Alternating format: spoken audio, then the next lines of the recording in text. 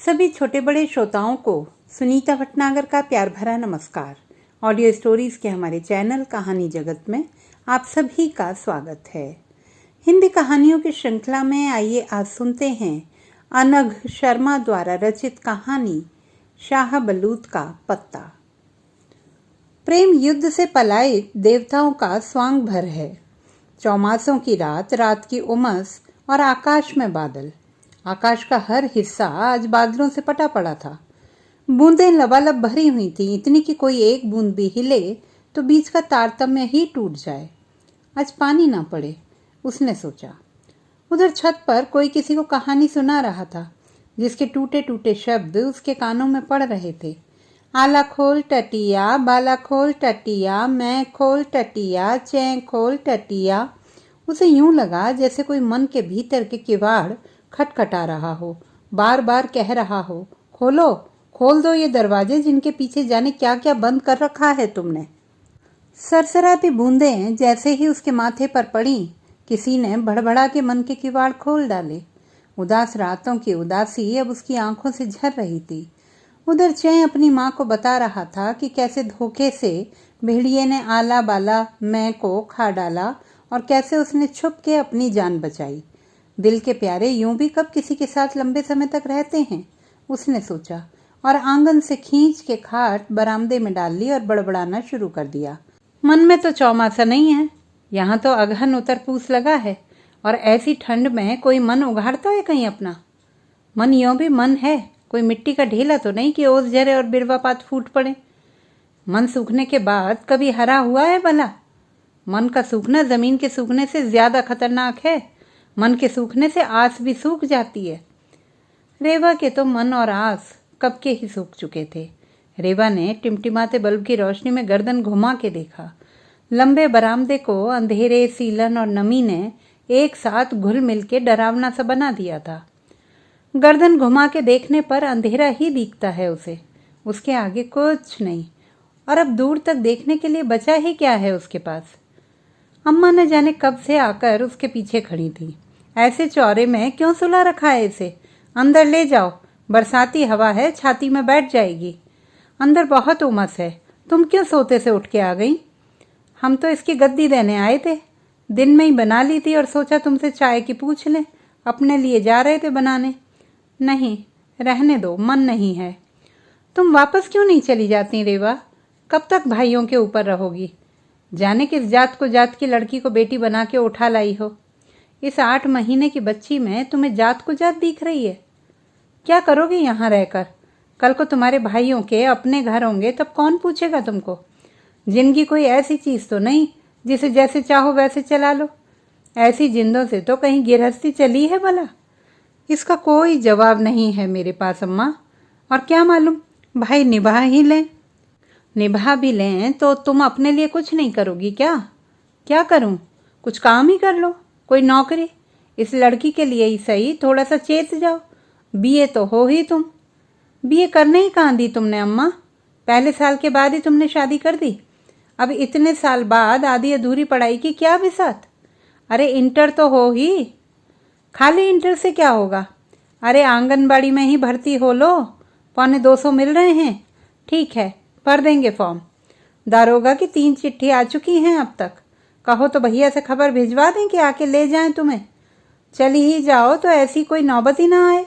नहीं, कोई ज़रूरत नहीं है, तुम सो जाओ अम्मा, बाद में बात करेंगे कभी। दरोगा बस नाम के ही दरोगा थे। उनके पिता पुलिस में थे तो उन्हीं ने ठेल ठाल के इन्हें हबीबगंज की किसी चौकी में लगवा दिया था। दरोगा सुबह मुंह अंधेरे साइकिल से शहर भोपाल के इस कोने से उस कोने जाते और सांझ डूबे लौटते। रेवा की जिंदगी यूं ही चल रही थी। साइकिल की आवाज़ से दिन उगता और साइकिल की आवाज़ से ही सांझ ढल जाती। रेवा के 14 साल यूं ही सांझ सवेरे में कट गए। कट तो और भी जाते अगर बाहू से धक्के मार के बाहर ना निकाल देते। माती ने 14 साल टकटकी लगाए इस उम्मीद से काट दिए कि उनके बेटे दरोगा के घर कोई आस उम्मीद खिल बढ़ जाए, और जब कुछ नहीं हुआ तो आखिर में घर भर से बैर मोल लेकर उनने रेवा की गोद में न जाने कहाँ से लाकर एक बच्ची डाल दी। बाऊ शुरू से ही इस गोद ली हुई बच्ची के खिलाफ थे, पर माती के दबंग व्यक्तित्व के सामने उनकी एक न चली। माती ही रेवा का कितना साथ दे पाई। 3 महीना बस। माती के जाते ही बाऊ ने रंग दिखाने शुरू कर दिए थे। सुन, कहीं मेंढकी के टर्राने से आसमान गिरे है। देर तक उसका रोना सुनकर बाऊ बोले थे। मेंढकी अगर ना टर्राए बाऊ तो आसमान में सूखा पड़े है, और सूखी चीज तो कभी भी भरभरा के ढह सकती है, गिर सकती है। जिन इमारतों की नींव में बादल नहीं, झील नहीं, नमी नहीं, उनकी छतें एक दिन सूख जाती हैं। रेशा रेशा पलस्तर गिरे है जिंदगी का फिर। इसीलिए थोड़ी नमी और कौने कुब्जे की टर्राहट का होना बहुत ज़रूरी है। उसका जवाब सुनकर बाऊ जैसे आपा खो बैठे। एक ही धक्के की चोट से रेवा बच्ची समेत घर के बाहर आ गिरी थी। दरोगा दूर खड़े चुपचाप सारा तमाशा देखते रहे। रेवा ने दरोगा को देखा। वह चौखट से लगा खड़ा था और उसे ऐसे देख रहा था जैसे वह कोई लकड़ी की मूरत हो जिसके आंसू और आवाज़ उसकी आंख और कानों की पहुंच से दूर हो। कपूर की तरह धुआं धुआं हो गया सब रेवा के लिए। आज उसे वापस आए 5 महीने हो गए। इस बीच दरोगा की 3 चिट्ठियां आ चुकी हैं, पर रेवा ने न तो उन्हें खोला और न ही औरों को खोलने दिया। अम्मा उसे जितनी ही बार जाने को कहती, वह उतनी ही बार मन में दरोगा की एक तस्वीर बनाती और अम्मा से मना कर देती। अम्मा की आंखों की नमी रेवा के मन में उतर आती और अब उसका सारा दारोमदार अपने भीतर की इसी नमी को बचाए रखना था। बरामदे की जिस तरफ खाट थी उससे लगकर ही खुली मोरी थी। बरसात का पानी उसमें बने सब अवरोधों को पछाड़ता हुआ बहा जा रहा था। रेवा ने बच्ची की करवट बदली, नीचे नई गद्दी लगाई और चादर ऊपर तक सरका दी। छत पर अब कोई नहीं था, न कहानी सुनने वाला न सुनाने वाला, सिवाय बरसते पानी के। कौन जाने ऐसी बारिश भोपाल में भी हो रही हो, उसने सोचा। दरोगा का सारा जीवन खोखले प्रेम पर आधारित था और उसका जिजीविषा के युद्ध पर। जो प्रेम का स्वांग भरते हैं वह वास्तविकता में जीवन के युद्ध से पलायन कर रहे होते हैं।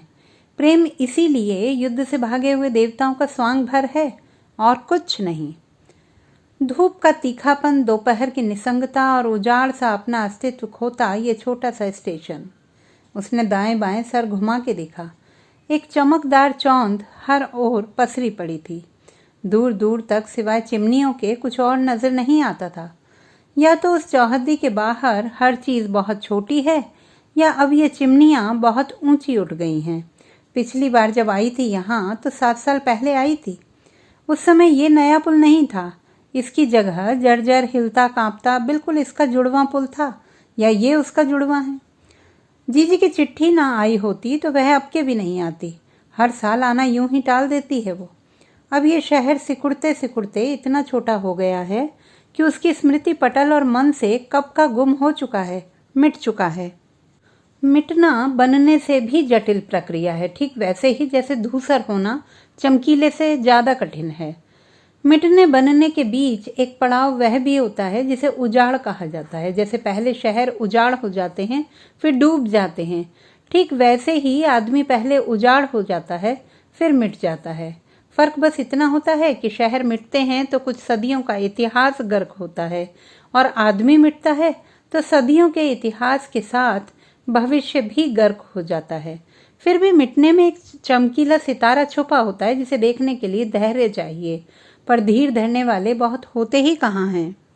जीजी ने एक बार उसे चिट्ठी लिखी थी, न जाने कितने साल पहले। अब तो कुछ याद ही नहीं रहा क्या लिखा था और क्या नहीं। उसका जो सार याद रह गया है बस इतना ही कि धैर्य अजन्मे की तरह होता है।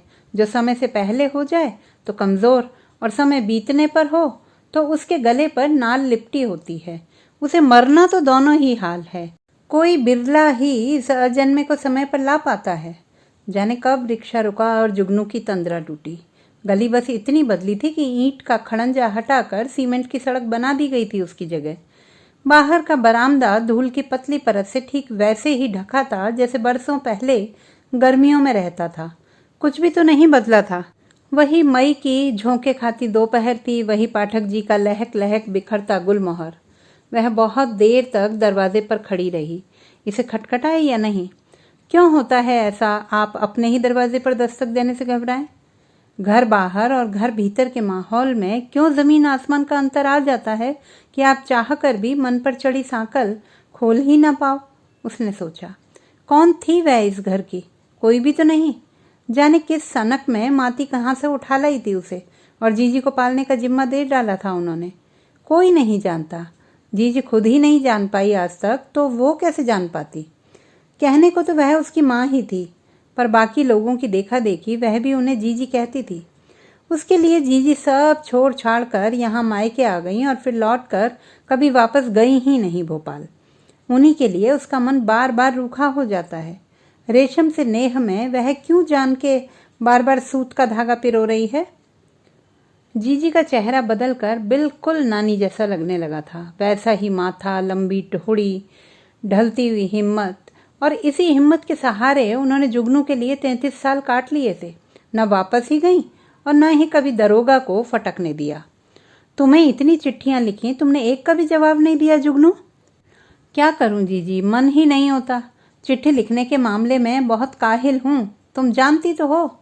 अरे चिट्ठी है, कोई तेरा का पहाड़ा तो नहीं कि याद ही ना हो, या ये भी भूल गई कि माँ ने कितने दुख पी पी कर पाला है तुम्हें। दुख सबसे साफ पानी है जीजी, उसने हंसकर कहा। इतना साफ कि पी पी कर तुम्हारी माँ का कलेजा ही छिल गया और तुम 7 साल में अब झांकने आई हो। क्या करूं, मेरे आसपास इतने घनेरे जंगल अरण्य हैं जीजी कि मौका ही नहीं मिलता कुछ लिखने करने का। रेवा ने उसका हाथ थाम लिया। उसका हाथ ही ठंडा था या ये रात की नमी थी, ये समझ ही नहीं पाई। हैं? कैसा अरण्य? जीजी, अरण्य वही होता है जो जी के भीतर होता है, जहाँ से आप सदा जीवन के आखिरी पत्थर के पलटने तक बाहर निकलने के लिए भागते रहते हैं। बाकी सब ओस से उगने वाली घास के तिनके हैं। तुम शादी को हाँ कहो तो इस घर में भी बन्नो बन्नी गाए जाएं। रेवा के स्वर में अबरियाहट थी। जीजी, मुझे भोपाल में एक अच्छी जॉब मिल रही है, सोच रही हूँ चली जाऊँ। रेवा ने उसे देखा, फिर करवट फेर कर सो गई। उसने भी तकिए पर सर टिकाया और आंखें बंद कर लीं। वह जानती थी कि इस करवट का साफ साफ मतलब ना है, इतनी कड़ी कि जो मुंह से कहीं भी ना जाए। पटरियों के बीच कभी कभी कोई सब्जी या कोई फूल दिख जाता तो जुगनू का मन हरा हो जाता था और फिर वही सूनेपन की लय। शादी नहीं करेगी तो क्या करेगी जुगनू, उम्र यूं ही झड़ जाएगी। ये नानी के आखिरी बोल थे उससे। उसके बाद उन्हें देख ही कहाँ पाई थी वो चुप रही, एक शब्द भी नहीं कहा नानी से। पर वह जानती थी कि झड़ना वसंत की चिरनियति है, उसे कोई रोक नहीं सकता। लोग अंजलि भर फूल तोड़ते हैं और किसी भी प्रतिमा के पैरों में चढ़ा देते हैं, जूड़े में फूल लगाते हैं और सूखने पर फेंक देते हैं। बहुत हुआ तो सिंगारदानी पर रख छोड़ते हैं। जीवन भर शादी शादी की रट लगाते हैं और गले में पहने हार दूसरे ही दिन खूंटियों पर सूखने के लिए टांग छोड़ते हैं या किसी नदी के बहते किनारे पर खड़े हो लहरों के साथ बहा देते हैं। उस पर दुमायत ये कि बौराहट में बसंत को पतझड़ से ऊंचा मान लिया है, जबकि पतझड़ तो देह झटकता है, पुराने पात उतार कर नए पहन लेता है। ये ठीक वैसे ही है जैसे कोई नहाते हुए पत्थर से घिस घिस के डेड स्किन उतारता हो। तो वसंत वसंत चिल्लाने की बजाय पतझड़ की तरह बनिए, उठिए, देह झटकिए, पुराना सारा दुख अवसाद उतार फेंकिए और नई चमक जीवन के हरे रंग को पहन लीजिए। जुगनू ने अपने पर्स में से चिट्ठियों का एक पुलिंदा निकाला और चिंदी चिंदी कर रेंगती हुई ट्रेन से फेंक दिया। अब ये उसका प्रिय शगल था कि दफ्तर से छुट्टी लो और भटकने निकल जाओ। वह देख रही थी, पुर्जा पुर्जा चिट्ठी ऊपर उड़ती और धम्म से नीचे गिर जाती। चिट्ठियाँ जिंदा लाश होती हैं, जब तक आपके पास रहती हैं आपको परेशान करती रहती हैं, इसीलिए इन्हें पढ़ते ही फाड़ देना चाहिए और इनसे निजात पा लेनी चाहिए, उसने सोचा। उदासियों के चेहरे कभी बूढ़े नहीं होते। लश्कर बॉम्बे यादों में झिलमिलाता ये नाम उसे अब भी रातों में जगा जाता था। वही उम्र थी उसकी, 17-18 साल। इंटर के इम्तिहान दिए थे। कैसी गर्म आंधी भरी शाम की रात थी वह, उसे आज तक याद है। उसके एक हाथ में सुनार का बटुआ था जिसमें 1700 रुपये, जीजी की एक चूड़ी और छोटी मामी की 2 अंगूठियां थीं, और दूसरे हाथ में रतीश का हाथ था। कैसे रोमान था जो उसकी देह में घर कर गया था। उसका एक पांव गाड़ी के पायदान पर था, दूसरा हवा में कि जीजी की चौड़ी कलाई ने लपक के उसकी बाह पकड़ ली थी। एक ही झटके में कितने ही रुपहले चमकदार चिकने सपने चकनाचूर हो गए थे। मन की फसल को पाला मार गया। 17-18 के सपने कहीं तोड़ने के लिए होते? वह पहली और आखिरी बार था जब जीजी ने उसे मारा था। वो आज जब याद करती है तो हंस हंस पड़ती है कि कैसे घर से भाग जाना उस समय उसके लिए प्रेम का सबसे बड़ा रोमांच था। हाँ, पर यह पहली ही बार था जब उसके मन में जीजी के लिए बैर पड़ा था। समझ के साथ उसके मन की गांठ तो खोल दी, पर आज भी कभी कभी वह उसे छूने भर से महसूस कर लेती है। उसने घड़ी देखी, 4:30 बज गए थे। सामने के पहाड़ धूप में तप तप कर भूरे सलेटी लाल कत्थई से हो गए थे। उन तक जाने वाली सड़क ऐसे लग रही थी जैसे उस पर लपलपाते शोले बिछे हों। वह देर तक सामने के तपते हुए पहाड़ देखती रही। मध्य पूर्व के इस छोटे से देश के ये पहाड़ क्या बरसात की कामना करते होंगे? क्या सोचते होंगे ये जो इनकी देह की दरारों से न आह न धुआं कुछ भी तो नहीं निकलता? ये आकाश को देखकर क्या बोलते होंगे? वह जब से यहाँ आई है उसने पानी की एक छींट भी बरसती नहीं देखी। इस तपते जलते मरुस्थल सा ही तो मन है उसका। भभका सा उठता है और खुद ही बैठ जाता है। जाने कौन समय है और कैसा पानी जो इन पहाड़ों के भीतर तो है पर छलकता नहीं, जबकि पानी के व्याकरण में ही मुड़ना लिखा है। इसकी धातु इतनी तरल इतनी सहज है कि आँख से लेकर कुएं और कुएं से लेकर गले तक भरी रहती है। पर सहज होना इतना आसान भी नहीं। सबसे सहज सबसे दुर्लभ है आज के समय। आप पानी को ही देखिए, मार जमाने भर की हाय तौबा मची है इसके लिए, पर पानी क्या ऐसा ही है जैसा मुझको दिखाई देता है? कौन जाने आपका पानी मेरे वाले से कम गीला, कुछ ज़्यादा गाढ़ा या कुछ ज़्यादा सीला हो। समय ही अपनी धारणा अवचेतन में इतना टूटा फूटा है कि उसका एक टुकड़ा मुझे चमकीला लग सकता है, ठीक वही आपको कांच। समय एक ही समय दो स्तर पर यात्रा कर रहा होता है। ठीक एक पल मेरे दिल में डूब के उसी पल किसी और के दिल में उभर सकता है। इसीलिए समय की दीर्घ से सबसे पहले हाथ पकड़कर समय को ही बाहर खींचा जाता है। उसके बाद उसकी बनी परछाइयाँ बाहर फेंकी जाती हैं। ये चेतना का कौन सा आयाम होता है अभी इसका पता नहीं। यूं भी चेतना इतनी चेष्टा करती है कि किसी को गर्भजल में सुप्त होने ही नहीं देती। जल के बाहर तो मात्र अचेतन ही बिखरा हुआ है। इस माने चेतना का जीवन बहुत ही छोटा होता है, जैसे कोई बूंद भर।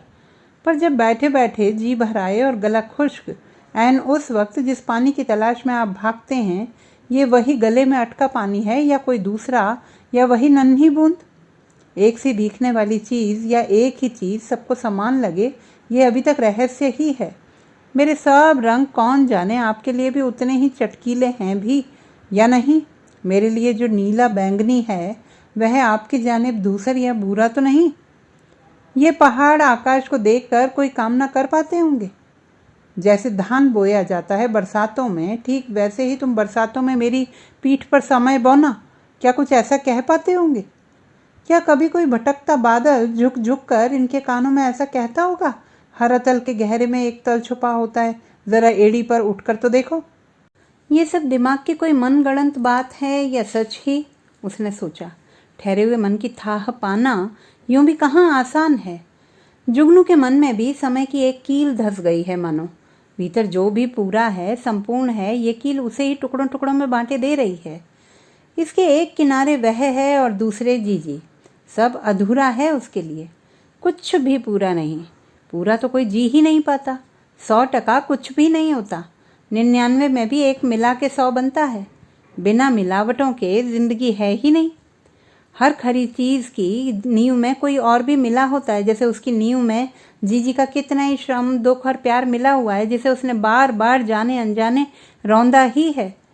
जीजी का चेहरा बार बार उसे याद आता और ओझल हो जाता। ये चेहरा वही है जब उनकी उम्र के पत्ते कुछ हरे थे। लाख चाह के भी जुगनू की आंखें जीजी के आज के चेहरे को ढूंढ ही नहीं पा रही थी। सालों से उन्हें देखा ही नहीं। उसके अकेले रहने की चाह ने उसे कितने ही तरह के यातना गृहों में धकेल दिया है। उसने देखा घड़ी 4:30 पर कब से रुकी पड़ी थी। समय अपने चक्के पर आधा रुका हुआ था, ठीक उसकी तरह। उसने सामने रखा मोबाइल उठाया और जीजी का नंबर मिला दिया। तुम उदास हो क्या? जीजी ने उसकी आवाज़ सुनते ही पूछा। नहीं तो। कब आ रही हो तुम जुगनू? देखो जल्दी ही। तुम्हारा जल्दी ही तो पिछले 3 साल से सुन रहे हैं। अब क्या आओ तो कुछ बात हो। क्या जुगनू? 63 हो गई है उम्र मेरी। तुम खुद ही 33 की हो। तुम्हारे हाथ पीले करूं तो फारिग हूँ। कब तक माँ को दुनिया की बातें सुनने को छोड़ खुद में मगन रहोगी? मुझे शादी ही नहीं करनी जीजी। तो क्या जीवन अंधेरों में काट दोगी? जीजी मैंने बहुत सोचा है, बहुत, पर हिम्मत नहीं होती। मुझे लगता नहीं कि मैं इतने बड़े बंधन में बंध पाने को तैयार हूँ। मन तो हर काम से डरता है शुरू में, बाद में फिर खुद ही रम जाता है। आंख उठा के देखो, हर घर में कुछ ना कुछ, फिर भी घर चल ही रहे हैं।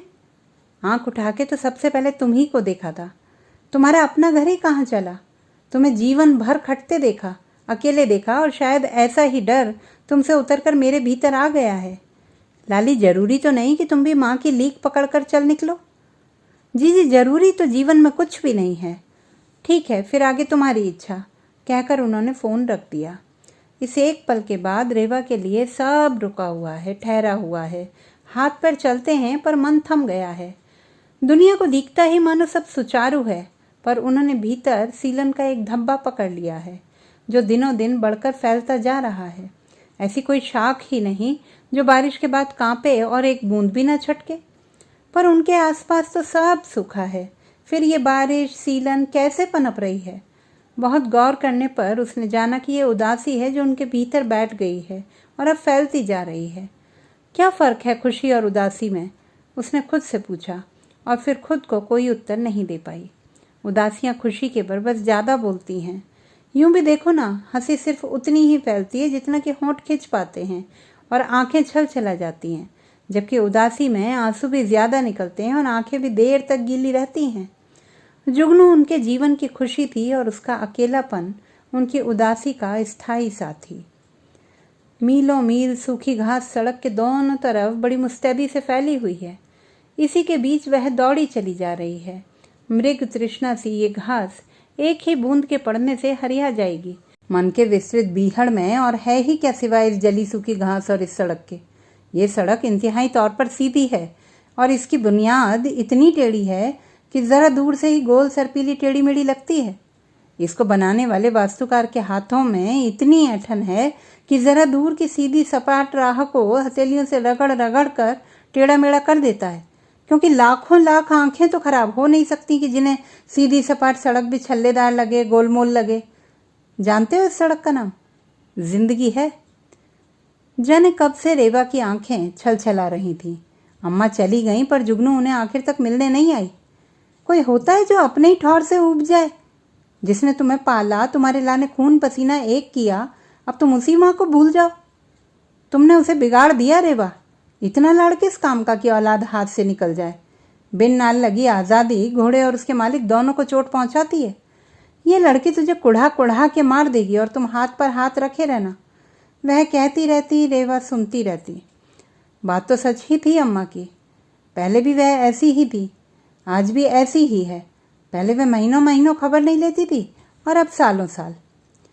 जाने कैसा तिल है उसके पैरों में जो आज तक उसकी यात्रा रुकी ही नहीं, थमी ही नहीं रही। गाड़ी सर पट दौड़े चली जा रही है, पर वह जाने कहाँ है।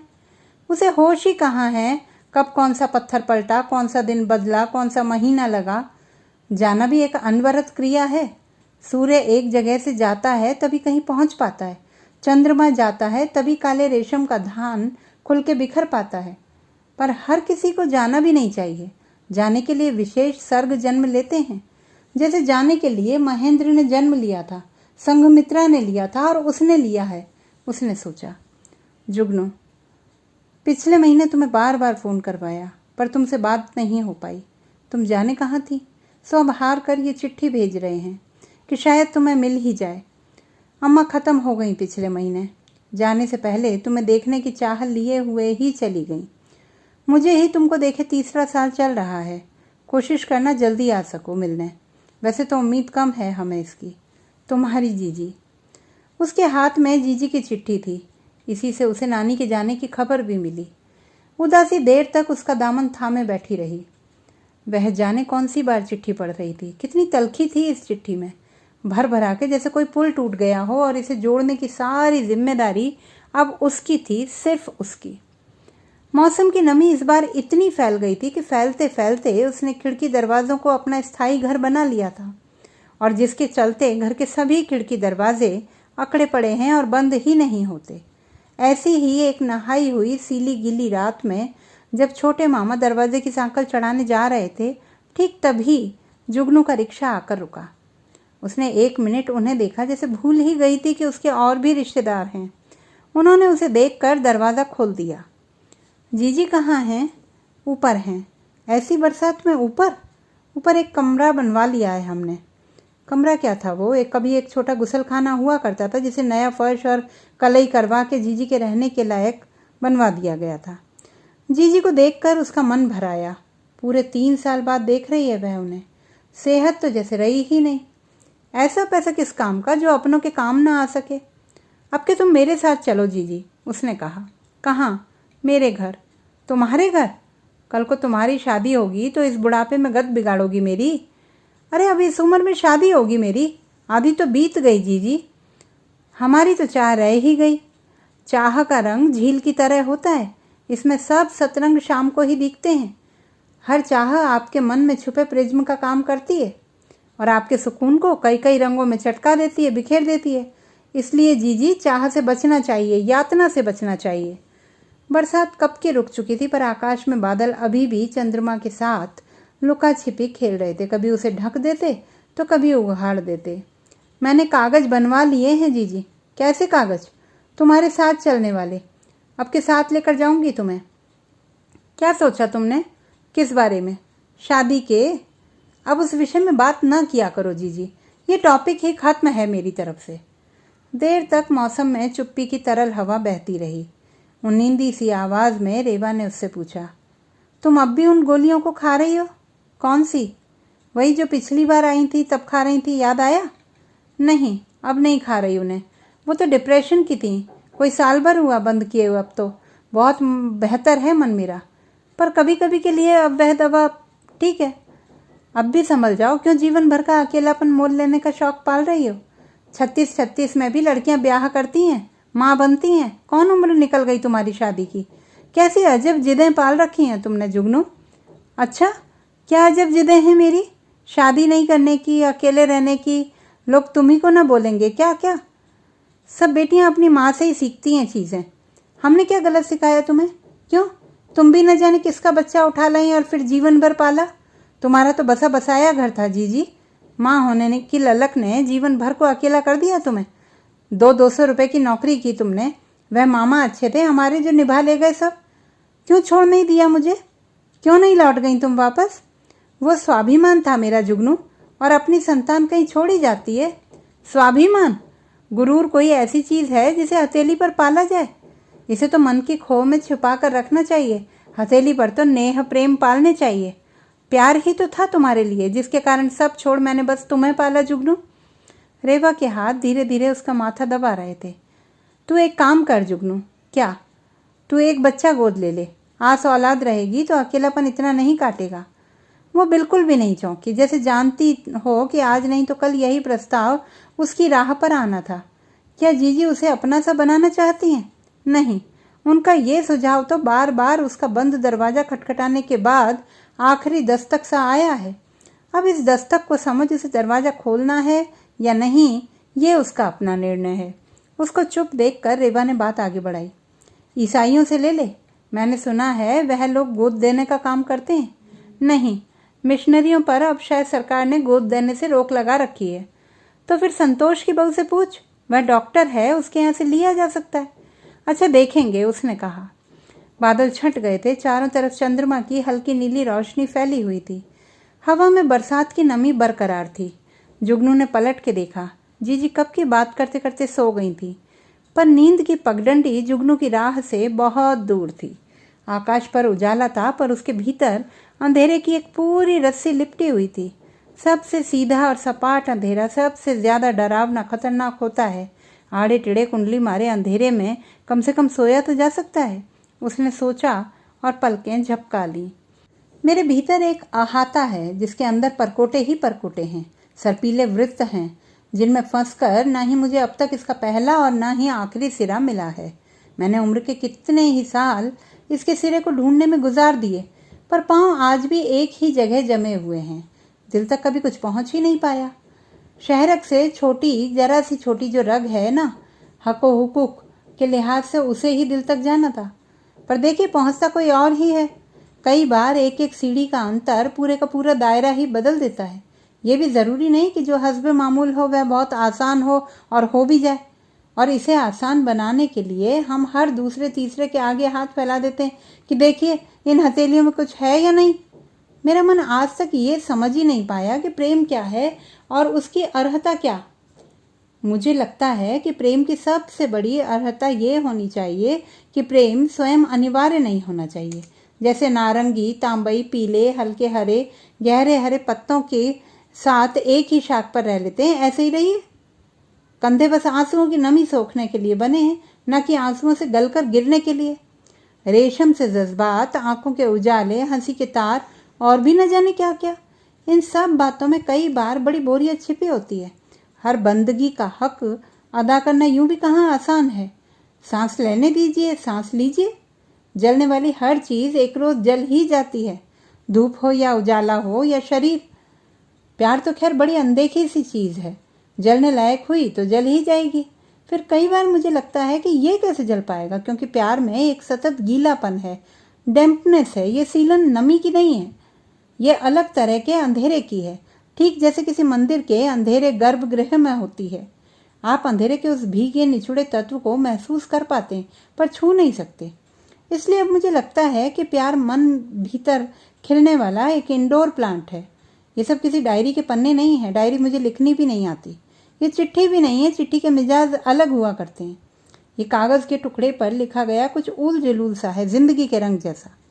हालांकि इसे देखने वाली सभी आँखों को रंगों की पहचान नहीं होती, तो भी अपनी मर्जी के लिहाज से, सुविधा के हिसाब से हर आदमी जिंदगी का अलग रंग मान लेता है। जैसे मैंने कभी ओक नहीं देखा, पर सुना है इसके पत्ते गहरे लाल रंग के होते हैं, सुर्ख अंगारों की तरह। तो मैंने जिंदगी का रंग शाहबलूत के पत्ते की तरह गहरा लाल मान रखा है, जबकि पता है जिंदगी में स्याह सफ़ेद का चक्का ज़्यादा है, लाल रंग कम।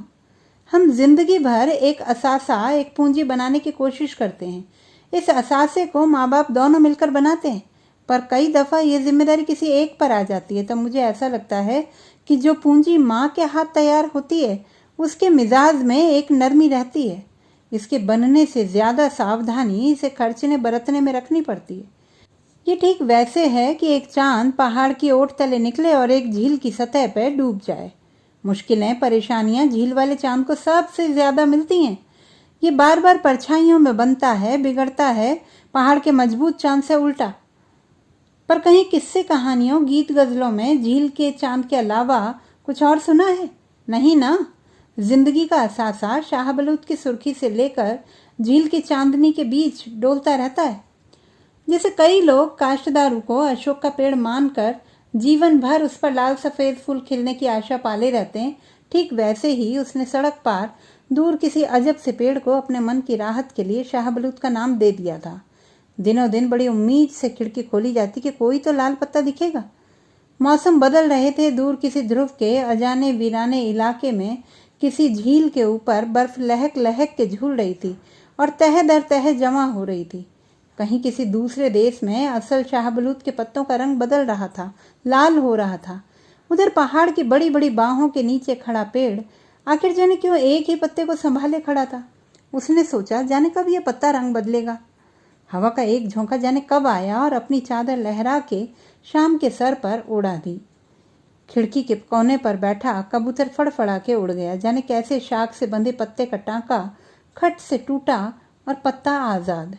सड़क पर सर्र से एक गाड़ी गुजर गई और ज़मीन पर आता पत्ता गाड़ी के साथ उड़ता उड़ता दूर खो गया। लो, ये भी हुआ तमाम, उसने कहा और देर से पकड़ा हुआ खिड़की का पर्दा छोड़ दिया। वह पलटी तो उसने देखा कि पलंग पर जीजी से लिपटी एक छोटी बच्ची गहरी नींद में सो रही है। जुगनू ने महसूस किया कि मन की शाख का सूखा लाल पत्ता एकाएक हरा होने लगा है। वह मुस्कुराई और पर्दा खींच कमरे में अंधेरा कर दिया ताकि सोने वाले की नींद न टूटे। तो दोस्तों, ये थी हमारी आज की कहानी। आपको कैसी लगी कमेंट बॉक्स में लिखना ना भूलें। चैनल को सब्सक्राइब करें, लाइक करें और मित्रों के साथ शेयर करें।